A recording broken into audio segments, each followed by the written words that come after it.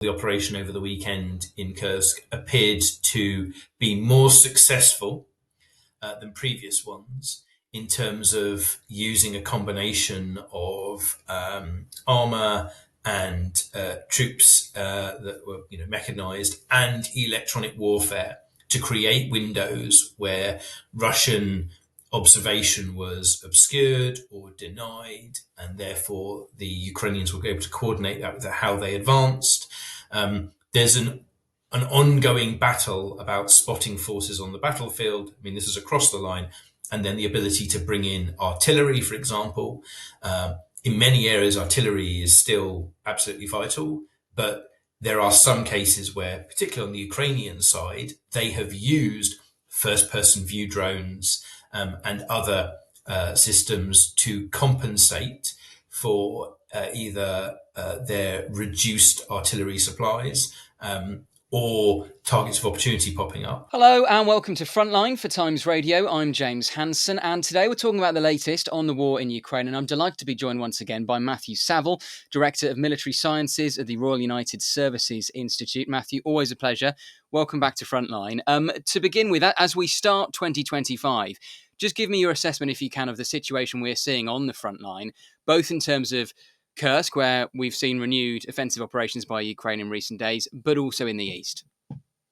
Yeah, good morning and Happy New Year. So I think it's fair to say, I think, that the picture overall looks like a relatively straightforward continuation of the situation that we had before Christmas and in the last couple of months of last year, which is that you have a Ukrainian position that is largely speaking defensive, and the Russians are the one that are making headway, but at incredible cost and slowly. And that is reflective of a Russian ability to sustain pretty broad pressure because of certain advantages they have in personnel numbers and their ability to keep kind of going with their industry.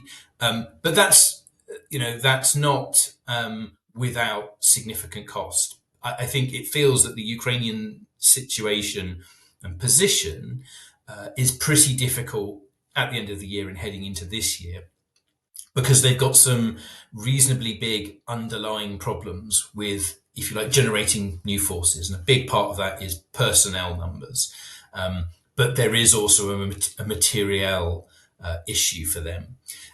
Kursk is a bit of an outlier, because what we've seen there in the past week is what looks like a relatively small operation to sort of try and retake the initiative. I think I'm with the people who are being quite cautious about jumping to any broad conclusions about that, because as that has played out and more information has come out, it looks relatively small. We're talking about, a number of companies, maybe, a few hundred people, around a battalion-sized operation, probably just to deal with redressing their front lines in a few areas, to try and tidy things up, maybe spot an opportunity, rather than any sign that there's going to be suddenly a huge expansion of the Kursk incursion.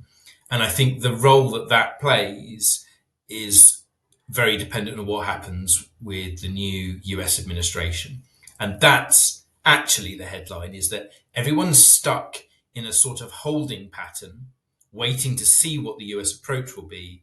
And in the meantime, as they have for months now, they're trying to seek out small advantages that will either improve their negotiating position or lock in certain tactical advantages on the battlefield.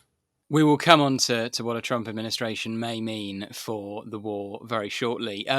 Obviously, we've spoken a lot about the supply issues for Ukraine, but I was struck that you said that, yes, Russia are able to make some small gains, but at a big cost. What form does that cost take? It's both material stuff, equipment and weapons, and people. So what seems to be coming out, and this includes sort of Western intelligence briefing, are very high levels of casualties. And the way that they're operating is relatively blunt force, essentially. They have a lot of people that they can put into small attacks. So these aren't operations that involve thousands of people using a combination of armor and then dismounting, a large coordinated offensive. It's repeated small attacks that just wear down Ukrainian defenders, that they have to constantly be on alert, that they are constantly being pressured, that there is a high level of overhead surveillance and strike activity being conducted by drones of various types. And that costs the Russians a lot. And now it sounds like it's costing the North Koreans who have joined them in Kursk. But what it does is it means that the pressure is relentless, and that enables them to both spot small gaps and push through. It's just also the psychological pressure on Ukrainian defenders. And the reason why that accumulates and causes larger problems for Ukraine is that it means that it's very difficult for them to rotate people, and particularly units, off the front line, to give them a break, to re-equip them, to resupply them. And so it becomes expensive to do so, and just it's a complicated operation. And there has been some reporting and evidence that some Russian advances have taken place when Ukrainian rotations haven't been perfectly executed, and that's produced gaps that the Russians have taken advantage of.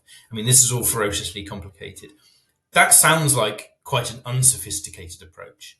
In and amongst this, there is then a sophisticated battle over certain elements of technology, for example, the use of electronic warfare, and then counters to that, different kinds of drones, different ways that they're being used. So I don't want to give the impression that this is simply sort of a human wave attack. There is also a constant backwards and forwards on tactics and technology that's happening behind the scenes. And the electronic warfare is really interesting because there's been a lot of reporting in recent weeks about some of the innovative approaches that particularly Ukraine have been using in Kursk to disrupt Russian drones. What do we know about that? Publicly, not a huge amount, although I think there are, lots of people who are now, including my team, doing research into aspects of this. What came out, and it's worth noting this is from a variety of sources, some of which are Russian, is that, for example, the operation over the weekend in Kursk appeared to be more successful than previous ones in terms of using a combination of armor and troops that were mechanized and electronic warfare to create windows where Russian observation was obscured or denied, and therefore the Ukrainians were able to coordinate that with how they advanced. There's an ongoing battle about spotting forces on the battlefield. I mean, this is across the line, and then the ability to bring in artillery, for example.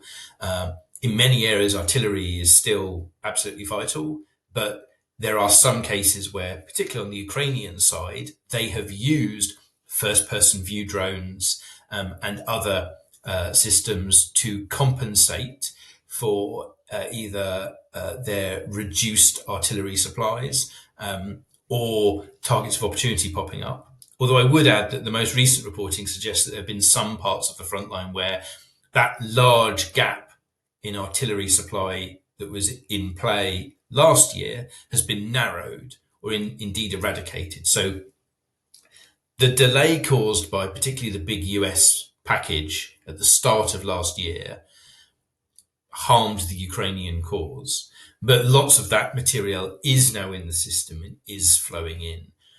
The other thing that's come up recently that the people who really look into the detail on this have pointed out is the increasing use of fiber optic cable on drones, because that helps you reduce or sometimes eliminate the ability of the adversary to jam your drone. And by that we mean a drone is literally connected by a kilometers long cable to an operator or an offset control point. which means you are flying it whilst it's trailing cable for 10 or 15 kilometers of very fine cable to then conduct a strike. And I'm sure we'll then see a response to that, and that there will be countermeasures applied to get at the cable or track it back to its source, or to interfere with the ability of the drone to physically get to its target. So, that battle will continue to evolve. That isn't the end point of that evolution, but that's the kind of thing that's going on around the ground on the front line.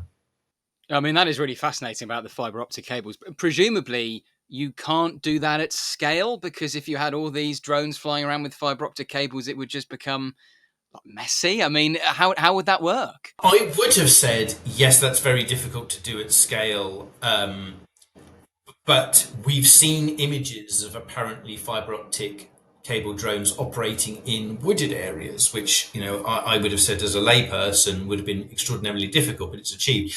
The big thing that is still the case with a lot of FPV drones, regardless of whether they are fibre optically controlled or not, is that broadly speaking, you have one operator per drone.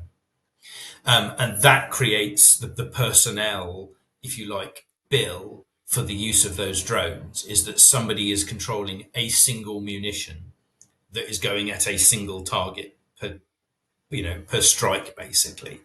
And that is often a limiter. I think the experimentation or any innovation that we see that enables swarms to be operated, perhaps, queued off a single human controlled drone, will be the point at which people can increase the scale of those kind of effects. And that's why, for example, they're often been using to complement artillery, because, a single artillery piece can fire multiple rounds per minute with a small crew, and then move and then fire again with a time lag.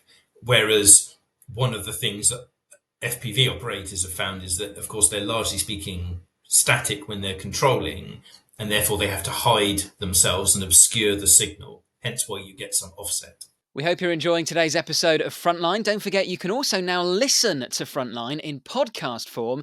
Just search for The World in 10 from wherever you get your podcasts, where you can also hear daily analysis of the biggest stories relating to war and defence. And we'll put a link to The World in 10 in the description below. Let's talk about, I suppose, the elephant in the room, which is Donald Trump. We're just under 2 weeks now from his inauguration. I suppose the difficulty is no one really knows what approach his administration is going to take to the war. And in a way, that's deliberate. I mean, he sort of deliberately tries to pursue this policy of almost creative ambiguity and of unpredictability so that all sides are guessing. But what is your sense, Matthew, of how the administration is likely to, at least in the beginning, approach the war? So, I mean, this feels really speculative, because I think what many of us have been trying to do is read the tea leaves of the people that have been appointed to the administration and draw conclusions from that. And the problem there is that the picture is mixed. So you have a vice president who has been pretty clear on his skepticism over continued support for Ukraine. But the proposed, or the identified special representative on Ukraine, former General Kellogg, wrote a piece last year and has talked about being pretty tough on Russia as a means of enabling early negotiations. The question is, which of these voices wins out? And that is where it's genuinely hard to know how Trump will come down, because sometimes he's been quite open to, if you know, like the last person he spoke to. I think it's fair to say, though, his inclinations have been pretty consistently expressed as skeptical towards the value of continued support for Ukraine. I would say that what the Ukrainians have done is pin their hopes on presenting him with an argument when he comes in that the current situation is not conducive to a good negotiated outcome, and that he wouldn't want to be associated with that. And therefore, what he should do is boost support, even if that's over a compressed time frame, in order to give them a better chance of a win that he could credit himself with. I honestly don't know if that approach will work. You can see the way that they've been talking about it is aimed at trying to appeal to that. I just don't know if it will land, because it so much of it depends on when he sits down on the 20th of January or the 21st of January and he gets a Ukraine update. How does he feel about that? Does he see an opportunity there to cut a good deal? Does he see it as a largely negative situation and he wants to cut his losses? Or does he come up with some sort of compromise, which is, well, maybe I'll see how this plays out? And I honestly don't know. My feeling is that he doesn't have the kind of patience for the sustained investment that is necessary, both by the US and, we shouldn't forget, Europe, and that time is against the Ukrainians, because the situation that they want to be in, that is desirable for them, requires some fairly significant battlefield success to push the Russians back, and that will take time, and it's time that they don't have. So I don't know what the answer is in terms of, will he kind of help them maneuver into a reasonable negotiated settlement? But I would say that whatever takes place in the early months of this year is unlikely to be really where they want to be. But you wonder also if in Trump's mind, he sees what is happening in Ukraine as part of a wider thing of, well, why is America, in his view, bankrolling Europe's security? And he came out again yesterday saying that the Europeans need to be spending more of a high percentage of their GDP on defence. I think he quoted 5%, which seems completely unrealistic. But certainly a lot of people are saying it needs to be a lot closer to 3%.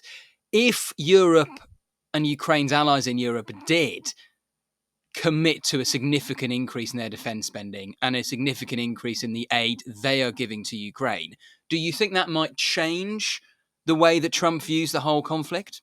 So first of all, he is not wrong, and that is a constant refrain of US politics, regardless of party.